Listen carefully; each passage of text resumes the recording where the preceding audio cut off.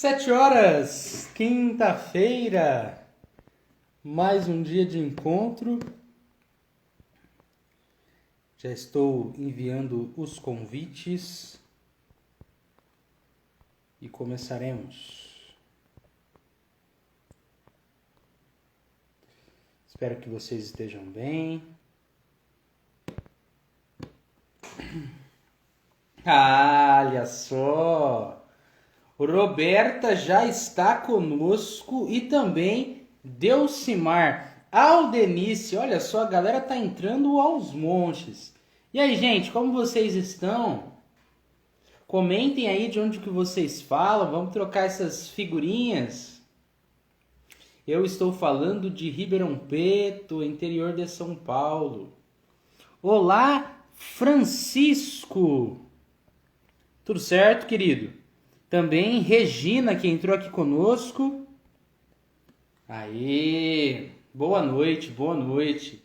Fiquem à vontade, podem pegar uma cadeira para se sentarem. A gente já começa. Só vou dando esse boa noite aí pra galera, dando uns minutinhos pra gente fazer nossa prece de abertura e seguir o baile. Como estão as coisas onde vocês estão? Olha só, Uberlândia, Recife. Que legal, gente. Que legal. Eu acho tão interessante essa conexão que a gente tem de tantos locais diferentes. Antes da gente começar, caso seja possível, apertem no aviãozinho aqui embaixo, aviãozinho de papel, né? E enviem, por favor, para algumas pessoas que vocês consideram e gostaria de estar aqui conosco. Por favor. Caso vocês, Davi, não conheço, não sei, vocês podem também mandar uns coraçõezinhos que já ajuda. Olha só os coraçõezinhos voando. Olá, Eliana Rampazzo, que acabou de entrar também. Francisco deu um ótimo boa noite aí. Itabaiana, olha só. Perfeito. Então, gente, eu já farei a nossa prece de abertura. Galera tá entrando, podem interagir aí à vontade, tá bom? E vamos lá.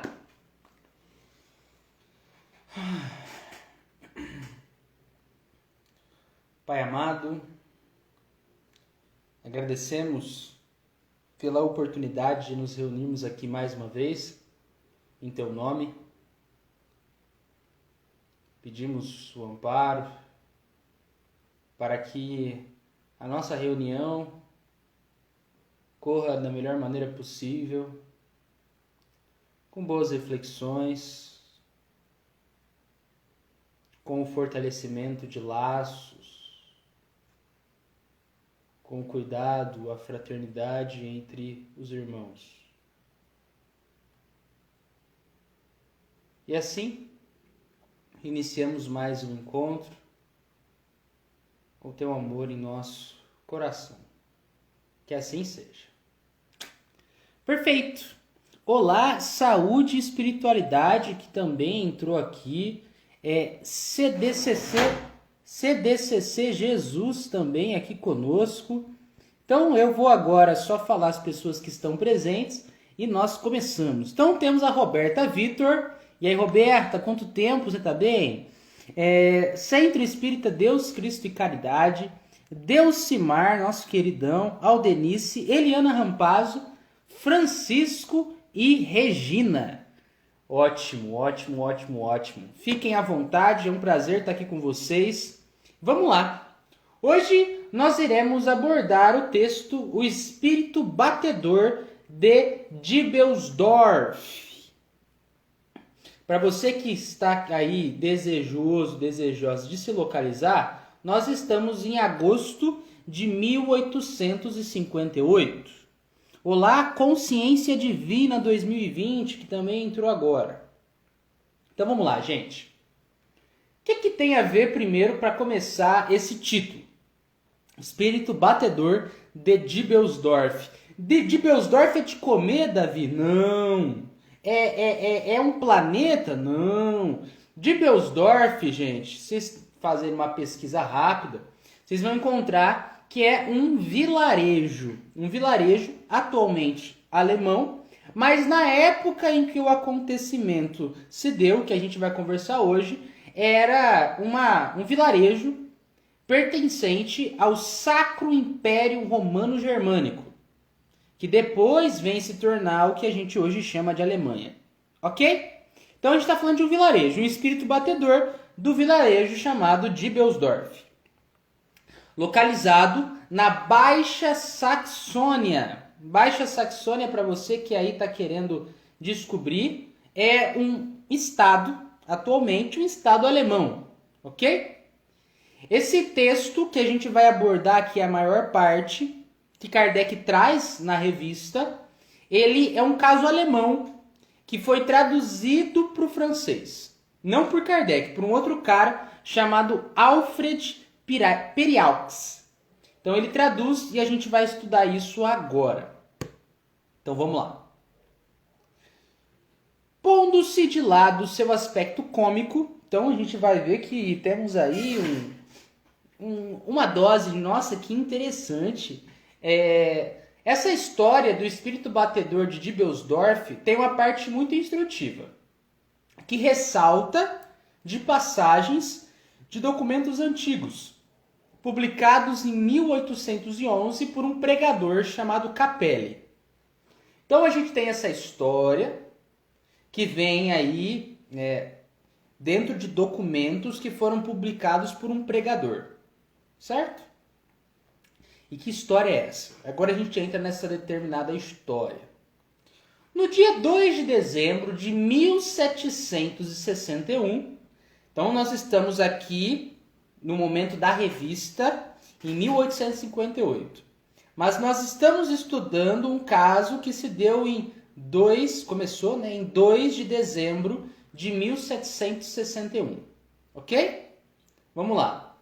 6 horas da tarde, galera ali, na verdade, um cara, depois que a galera vai começar a escutar, um cara chamado Antoine Kettelhut, estava de boas, e ele começa a ouvir uma espécie de martelamento, tal, que parecia vir do chão.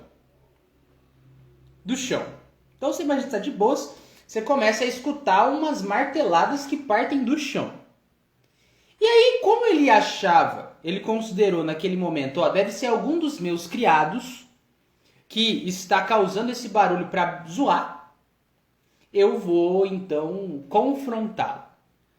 E o Antônio então sai atrás desse criado. O problema é que ele não encontra ninguém do lado de fora. Então, no primeiro momento, ele escuta um barulho, vai atrás do que ele suspeita que é um meu criado me zoando, mas ele não encontra esse criado. Uma hora depois, o mesmo barulho recomeçou. E ele imaginou que fosse causado por um rato. Então, se não é o meu criado, tem que ser aí um rato. Um animal que está aí fazendo esses sons. O problema é que ele não encontra nem o menor leve vestígio do animal. Então, à noite o barulho persistiu. E ele considerou, não só ele, mas também as pessoas que trabalhavam ali para ele, que aquela casa não servia para habitação. Tem alguma coisa errada aqui, é possível que a qualquer momento essa casa caia. Acontece que o ruído cessa nessa casa, a casa do Antoine Kettelhut, e vem acontecer agora distante, numa outra casa. Essa casa ela começa a se reproduzir na casa de Louis Kettelhut, irmão do cara que experienciou pela primeira vez as marteladas no quarto. Então antes estava ali focado na casa de um dos caras, o Antoine. E depois esses sons vieram a acontecer, cessam em um ambiente e vão acontecer em outro ambiente, que é a casa de Louis Kettelhut, o irmão do cara que experienciou primeiro. E aí tinha uma força inusitada, então parecia um negócio meio alterado, certo? Era num canto do quarto, um canto específico do quarto, que se manifestava os barulhos. Beleza? Vocês estão comigo até agora? Estão conseguindo entender o contexto? Por favor, comentem aí. Davi, tudo certo? O áudio tá bom? Imagem legal? Tô conseguindo entender a história? Por favor, não me deixem sozinhos aqui. A gente nunca tá sozinho, né? Mas, por favor, não me deixem. Então, sigamos. Por fim, esse fenômeno se torna suspeito aos camponeses. Aê, Roberta, obrigado pelo feedback. Então, pelo visto, as coisas estão certinhas. Aê, Eliana, top! Então, o fenômeno se torna suspeito aos camponeses. Então, o que era um fenômeno isolado, pegando a casa e muda de casa, começa a ficar famoso. Começa a ficar popular, literalmente popular. Acontece então que vem até uma figura política ali da área averiguar a situação. Começaram a achar um negócio muito suspeito. Demolem as paredes, os tetos e nenhum resultado se tem. A família Kettlehut jura não ter absolutamente nada a ver com aquela coisa estranha. Então a família ali que estava passando pela situação falou, ó, a gente não tem nada a ver com isso. A gente só está passando aqui, a gente está querendo entender o que está acontecendo. E aí, ninguém até então tinha tido a ideia de conversar com aquela bateção. Tipo, ninguém tinha pensado em conversar com o batedor. E aí chega um cara, um dos indivíduos ali, e pergunta, espírito batedor, estás aqui? E um golpe se fez ouvir. Então depois da pergunta, tum! Podes dizer como me chamo? E aí, entre diversos nomes que foram ali designados, o espírito bateu o nome do interlocutor. Então, Davi, Maria, José, Paulinho, José, eu já tinha falado José? Enfim, perdão. E aí, digamos que o nome do cara era José, e aí bateu 5 vezes e parou no nome do José. Acertou o nome. E aí, o mesmo cara perguntou, há quantos botões em minha roupa? 36 golpes foram dados. Tum, tum, tum, tum, tum. Os botões foram contados, havendo justamente 36. Davi, isso é impossível. Roupa com botão? Ninguém usa roupa com botão. Calma, gente. Estamos em outra época. Ok? Olá, Nunes. Beleza? Obrigado pela presença. Ok, vamos seguindo. Então, a partir desse momento, a história do espírito batedor ficou popular. Muita gente de muitos locais ali próximos começaram a colar, começaram a quero analisar esse negócio, quero participar disso aí, desse fenômeno estranho. Pra você ter ideia, a multidão se tornou tão abundante no vilarejo atrás desse fenômeno que a própria milícia local, a galera que controlava ali com armas em punho, digamos, não conseguia controlar. Os camponeses tiveram que reforçar a guarda da noite. Então eles faziam até uma triagem, ó, você entra agora, você entra depois, porque tinha muita gente querendo ver o negócio acontecer. Esse grande número de pessoas serviu para excitar o espírito, diz o texto. E aconteceram então manifestações ainda mais extraordinárias. E olha só, se alguém desejava saber o nome e a cor dos cavalos estacionados na frente da casa, cavalo, Davi, é outra época, calma. Então, se alguém queria saber a cor dos cavalos e o nome desses que estavam ali, né, daqueles que estavam ali estacionados à frente da casa, o espírito respondia. com a bateção. Abria um livro de canto, né? Pegava um livro dos médiuns, só para dar um exemplo aqui, e aí punha assim, abria sem ver uma página e punha o dedo. E aí perguntava para o espírito, ó, e aí, que número que é essa página que eu abri? Isso sem a pessoa definir com antecipação. Só foi lá, abriu, botou o dedo. E aí o espírito ia e respondia pela bateção qual que era o número exato. Então, vários fenômenos começaram a atestar que o espírito respondia com inteligência. Coisas que as pessoas ali não conseguiam reproduzir no local. As pessoas elas perguntavam coisas que até mesmo elas não esperavam obter uma resposta, né? E aí a gente vai seguindo. Também dizia quantas pessoas havia no quarto, quantas estavam do lado de fora, designava a cor dos cavalos, das roupas, a posição e a profissão das pessoas. O espírito sabia pra caramba ali.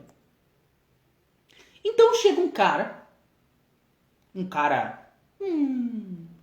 vamos ver se esse negócio é real. Chega um cara e pede ao espírito o local do seu nascimento. Então vamos ver se você sabe onde eu nasci, espírito batedor.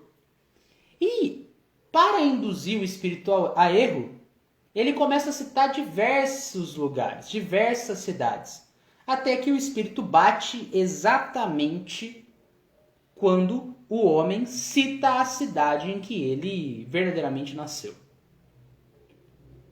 Olha só. E aí outro cara, um burguês astuto, que é o termo utilizado aqui, imagina pegar o espírito em falta. Então vamos ver, eu acho que esse espírito aí só é a balela. O que ele faz então? Ele pergunta quantas moedas eu tenho no meu bolso. Quantas moedas eu tenho no meu bolso? Fala aí agora. E ele responde 681, seu número exato. Nossa, Davi. Pra você ver. Pra você ver. E olha o que acontece também. Tem um jantar à noite. E após as orações, o espírito bate amém. Ok? Para você que se pergunta, Davi, como que por batidas é possível saber o que o espírito está falando? A gente pode seguir simplesmente o alfabeto. Uma batida para A, duas batidas para B. E aí vai formando a palavra. Ok? E para discernir de quando muda de letra, pode dar uma esperada para exatamente dar o sentido. Acabei a primeira letra, vamos para a segunda. Sacaram? Então é possível se comunicar dessa forma. Embora não seja o modo mais rápido para se obter mensagens. E acontece então que depois do jantar, na verdade durante o jantar e após as orações, ele vem e bate amém. Esse sinal de devoção, esse sinal de respeito pelo momento, não impediu que uma das figuras ali religiosas, que tinha uma pegada de exorcismo, né, da Igreja Católica e tudo mais, ele tenta então, com os rituais, tirar o espírito daquele canto, tirar o espírito do canto em que a bateção acontecia. O problema não deu bom o ritual. Não deu bom. E antes da gente avançar, eu queria comentar isso. Como assim, Davi? Comentar o quê? Vocês podem ter dúvidas sobre exorcismo. Já devem ter surgido questões acerca dessa temática. E nós temos no Livro dos Médiuns, capítulo 9, dos lugares assombrados, isso na segunda parte, um pouquinho dessa temática. Nós temos uma comunicação com um espírito aqui bem informado sobre o assunto E Kardec então vai ali questionando sobre essa temática. E olha só, eu trouxe duas questões apenas sobre isso para a gente ir avançando conforme que Kardec aborda. Na 13ª questão nós lemos: haverá meios de expulsar esses espíritos que assombram os lugares? Resposta: há. Porém, as mais das vezes o que fazem para isso os atrai em vez de os afastar. O melhor meio de expulsar os maus espíritos consiste em atrair os bons. Davi está me dizendo então que entre um ritual, com todo respeito, um ritual católico de exorcismo, entre escolher isso e escolher práticas ainda melhores, mais fraternas dentro de casa, para que espíritos bons se aproximem, entre esse e o outro ponto, que é melhor é o segundo. O melhor meio de expulsar os maus espíritos consiste em atrair os bons. E a gente atrai os bons com melhores práticas, com prece, com elevação do nosso pensamento. 14. O que se deve pensar com relação à eficácia dos exorcismos para expelir, mandar fora, dos lugares mal assombrados os maus espíritos? Resposta: já tiveste ocasião de verificar a eficácia desse processo? Você já teve situação, Kardec, para analisar se isso aí teve eficácia? Se realmente deu esse afastamento do espírito? Não tens visto, ao contrário, as tropelias? O que é tropelias, Davi? As zoeiras, a bagunça, se redobrarem de intensidade depois das cerimônias de exorcismo? Então o Espírito está trazendo que muitas vezes as tropelias, as zoeiras, a bagunça se torna ainda mais forte após essas cerimônias.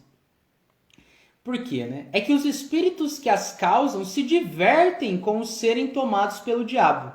Então, muitos espíritos vão achar divertidíssimo serem confundidos com o capiroto, com o termo que a gente às vezes usa aí, no popular, com o diabo. E aí, sendo consideradas essas entidades assim, elas se divertem com isso e continuam brincando. E ainda mais fazem com mais força para assustar ainda mais. Existe essa possibilidade? Existe. É o que a gente está lendo aqui.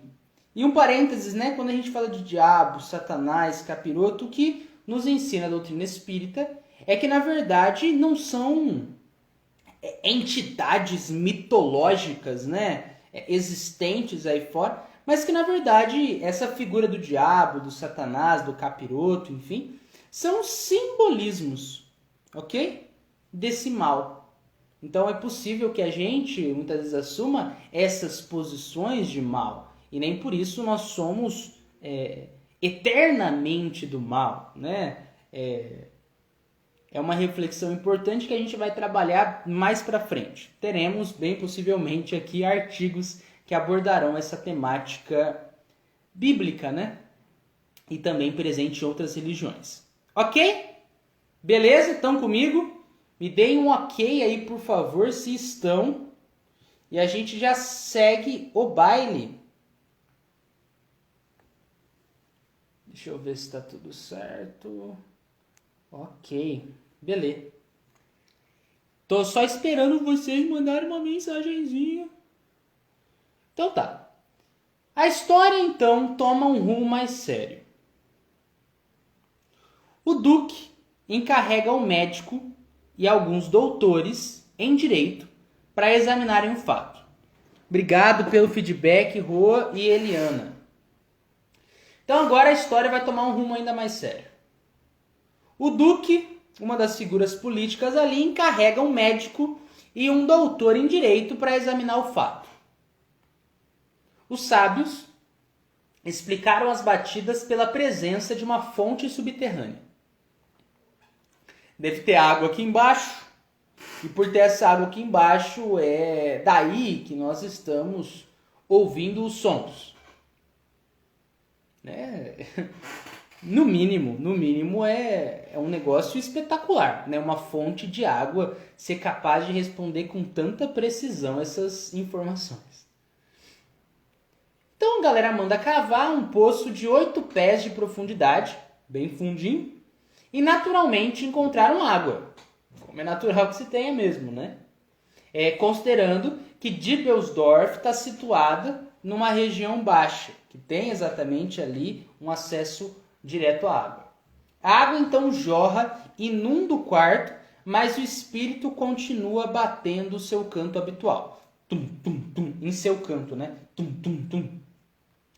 Então chega aí os homens de ciência, que isso aí então a gente está sendo vítima. Nós estamos sendo vítimas de uma mistificação. Mistificação. Tem alguém aí querendo zoar com a nossa cara. Para você ver, né, a dificuldade que pessoas, sejam desta época ou épocas antigas, de aceitar que existem coisas que não conseguem explicar utilizando o aparato que tem. Tem coisas que escapam da sabedoria dessas pessoas. Mas continua o processo. Esses homens de ciência, então, falam, a gente está sendo estamos sendo vítimas de uma mistificação. E aí pega um doméstico, um dos criados da família. O que acontece? Bota ele como... Não, provavelmente é esse cara que está nos mistificando.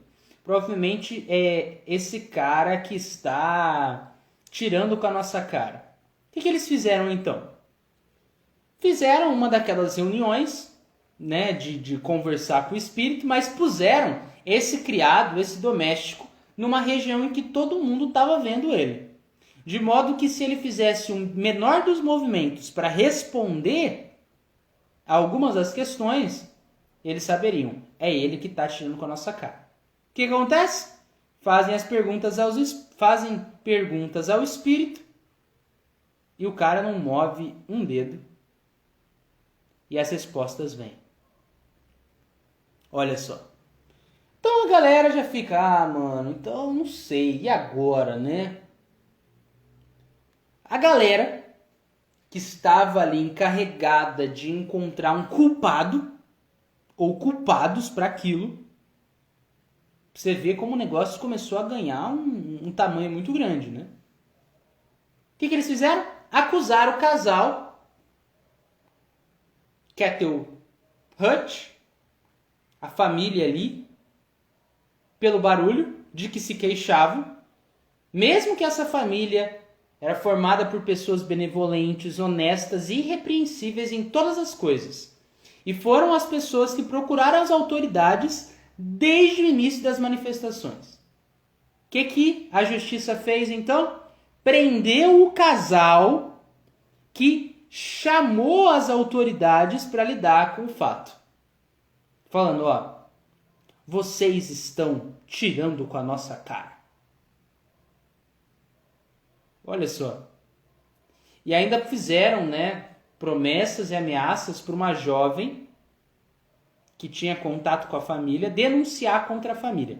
E aí a jovem denuncia contra a família e depois a jovem volta atrás e fala, na verdade, não.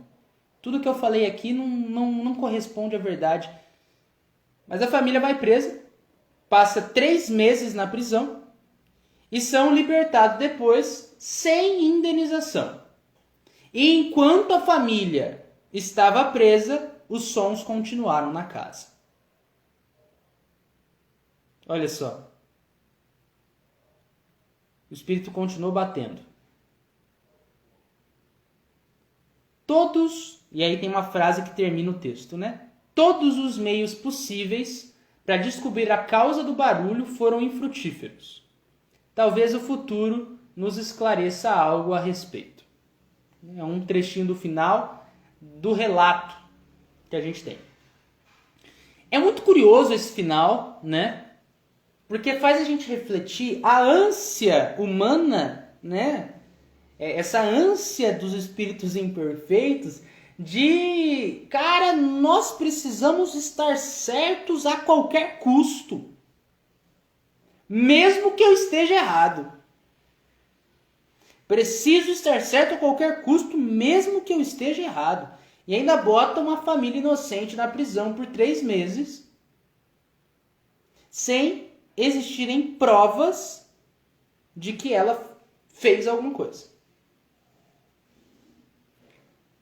É mais uma questão de orgulho aqui, né? Se a gente parar para refletir e sondar, é um orgulho, cara. A dificuldade de aceitar que, ó, a gente não consegue responder. Profundo, né? Profundo e impactante. O espírito batedor manifestou-se desde o início de dezembro até março, época em que deixou de se fazer ouvir. Voltaram a pensar que o criado que tinha sido acusado em determinado momento, já incriminado, devia ser o autor de todas as peças de mau gosto.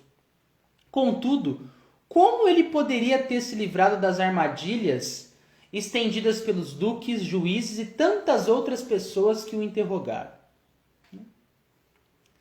E agora a gente tem uma observação de Kardec. Vamos lá. Se quisermos nos referir à data em que se passaram as coisas que acabamos de narrar e compará-las às que ocorrem em nossos dias, encontraremos uma identidade perfeita na maneira das comunicações e até mesmo na natureza das perguntas e respostas.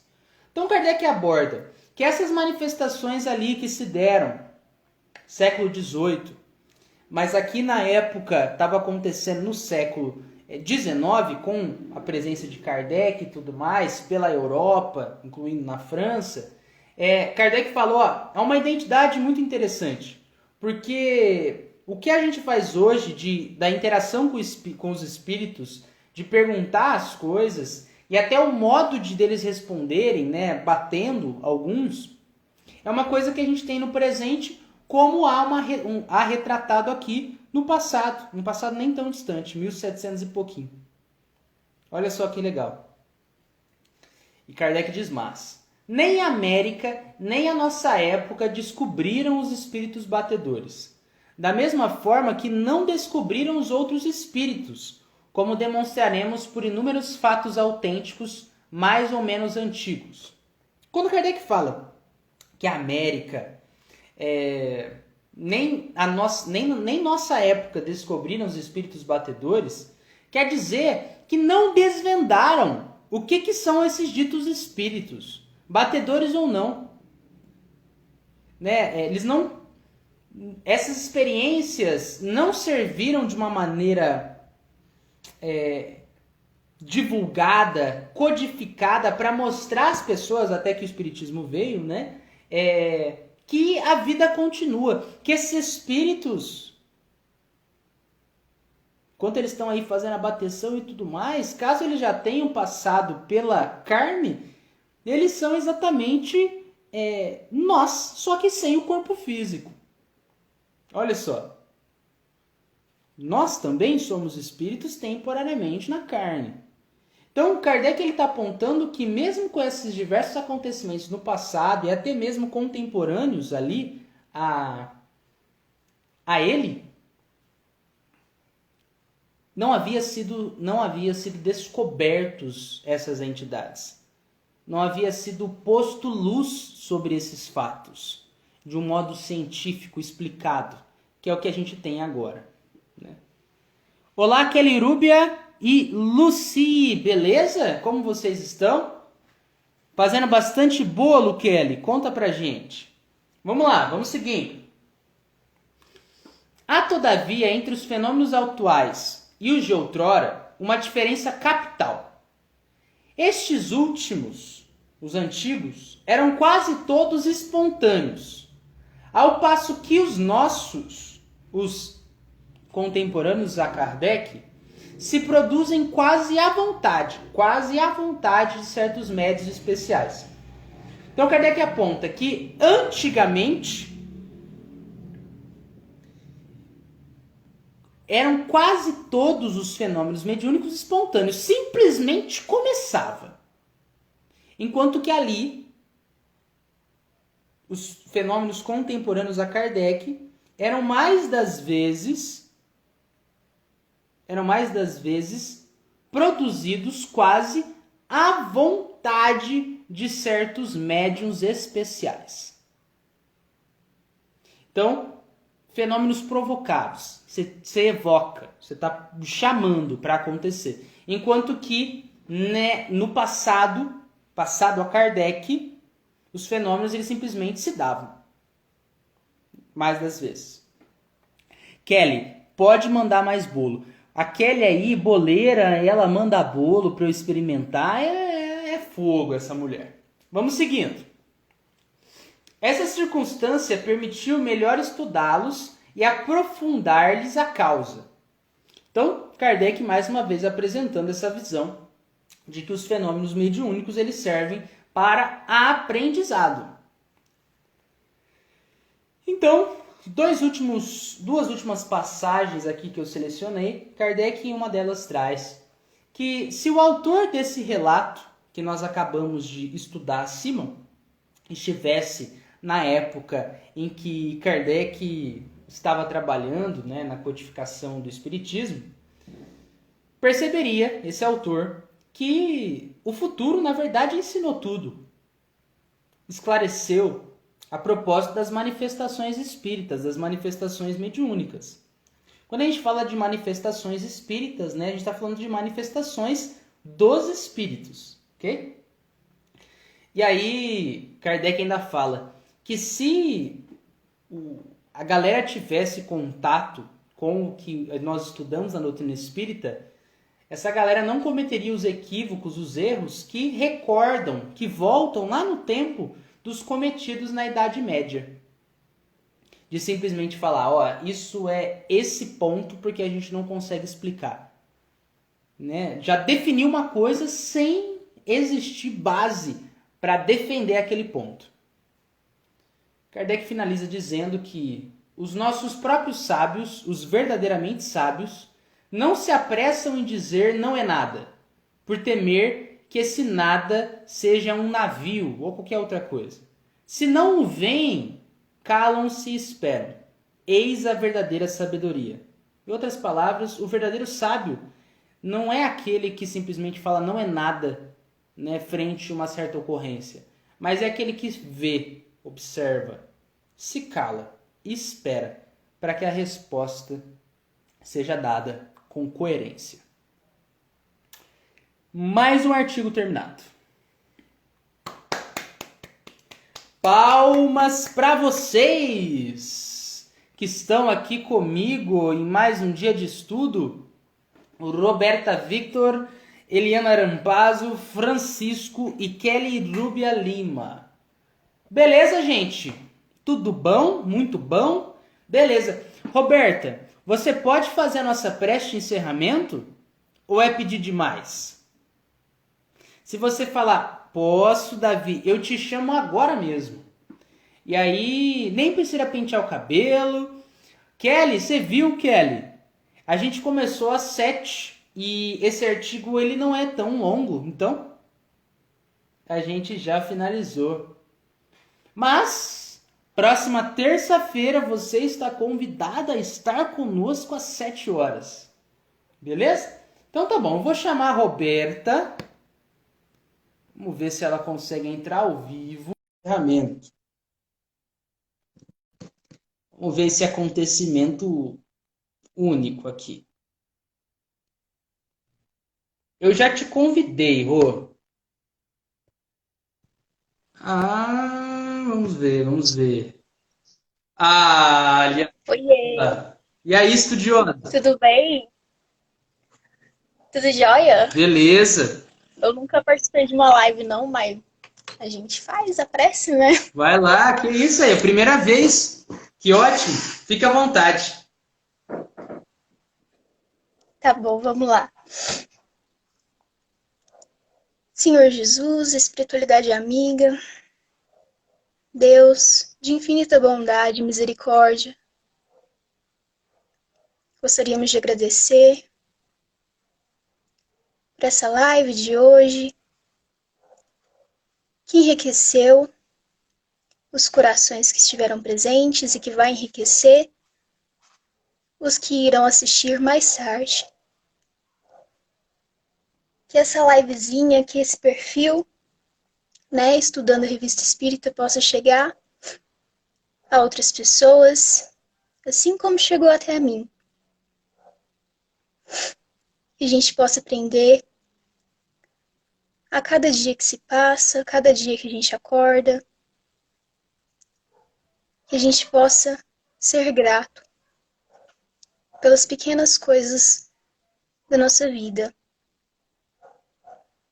Pela família que mora com a gente, lembrando aí também dos nossos animaizinhos, da fauna e a flora, até mesmo do céu. Que a gente possa enxergar que espiritualidade, que Deus está em tudo. Que a gente possa apreciar as pequenas coisas, para que assim a gente consiga tranquilizar os nossos corações,